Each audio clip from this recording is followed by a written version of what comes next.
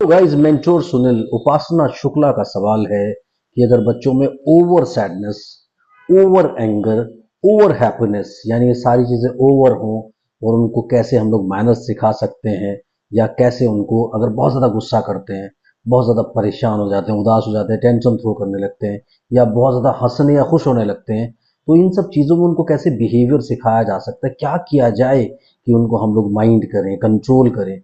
बहुत ही अच्छा क्वेश्चन है, और इस क्वेश्चन के लिए उपासना आप जीते हो फ्री कंसल्टेशन। क्लेम कीजिए 8168790299 पर आप व्हाट्सएप करें और अपना फ्री कंसल्टेशन क्लेम करें ताकि हम लोग आगे बढ़ सकें। तो चलिए बात करते हैं उपासना शुक्ला के कमेंट पर। उससे पहले चैनल को सब्सक्राइब कीजिए, लाइक कीजिए, शेयर कीजिए, पूरी दुनिया में फैला दीजिए। मुझसे कंसल्ट करने के लिए 8168790299 डायल कर सकते हैं, +91 लगा लें अगर आप इंडिया के बाहर से कॉल कर रहे हैं। इंडियन कंसल्टेशन 1000, इंडिया के बाहर से कॉल कर रहे हैं 3000 रुपीज अकाउंट ट्रांसफर देकर आपको मेरा अपॉइंटमेंट इजीली मिल जाता है। तो उपासना शुक्ला के सवाल का जवाब देंगे। अगर आपको टॉपिक पसंद आ रहा है तो आप लाइक तो अभी कर दीजिए, क्योंकि वीडियो देख के आप निकल जाते हैं, लाइक करना भूल जाते हैं। तो चलिए बात करते हैं कि अगर सब कुछ ओवर हो रहा है, गुस्सा भी ओवर आ रहा है, खुशी भी ओवर हो रही है, और परेशानी यानी सैडनेस भी ओवर हो रही है, यानी कि एक तरह से मूड स्विंग्स बढ़ते चले जा रहे हैं, तो क्या करें।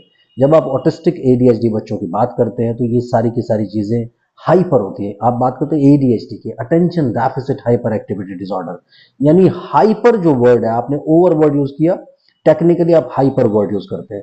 हर चीज में हाइपर मिलता है आपको, यानी एक तरह से अगर गुस्सा आ रहा है तो वो हाइपर है, सैडनेस हो रही है तो वो भी हाइपर है, खुशी हो रही है वो भी हाइपर है। उनके बिहेवियर में हाइपर जो एक हाइपर एक्टिविटी वो साफ दिखाई दे रही है। तो ये जो हाइपर बिहेवियर उनकी डायग्नोसिस में ही है, तो उनको पता नहीं होता कि हम अपने आप को कितना खोले। जैसे आप क्या करते हैं, एक नल में नॉब लगा होता है, एक नल में नॉब नहीं होता, आप बटन दबाते हैं पूरा एकदम से वाटर लीक होता है। बिल्कुल इसी तरह से इन बच्चों के साथ होता है कि अगर इनको जरा सा कहीं कोई जरा सी एक्साइटमेंट मिले तो ये इतना खुश हो जाएंगे, इतना खुश हो जाएंगे कि आप हैरान हो जाओगे कि यार ये हंसते ही चले जा रहे हैं, बेमतलब हंसते चले जा रहे हैं, कैसे इस चीज को रोका जाए। जब ये परेशान होंगे या गुस्सा होंगे तो गुस्से एक्सट्रीम पे जाएंगे, टेंट्रम के लेवल पे चले जाएंगे, तोड़ फोड़ के लेवल पे चले जाएंगे। तो यहाँ पर भी वो हाइपर वर्ड आ गया, क्योंकि इन्हें वो नॉब कंट्रोल करनी नहीं आती। जैसे डायरेक्ट हो जाती है ना कुछ चीज, आपकी एक नॉब लगी होती है, रेगुलेटर लगा होता है फैन में, 1 2 3 4 आप अपने हिसाब से खोलते हैं। अब यहाँ पर फैन डायरेक्ट है, सीधा 5 पे ही चलेगा वो। तो बिल्कुल ऐसा ही इनका सिस्टम होता है, तो वो रेगुलेटर लगाने की जरूरत पड़ती है। अब वो रेगुलेटर कैसे लगा रहे हैं, सबसे पहले आपको जो इन बच्चों में सिस्टमैटिकली चलना होता है, यानी इनका अटेंशन, फोकस और बिहेवियर, सबसे पहले आप वो सब चीजें कंट्रोल करना शुरू करते हैं।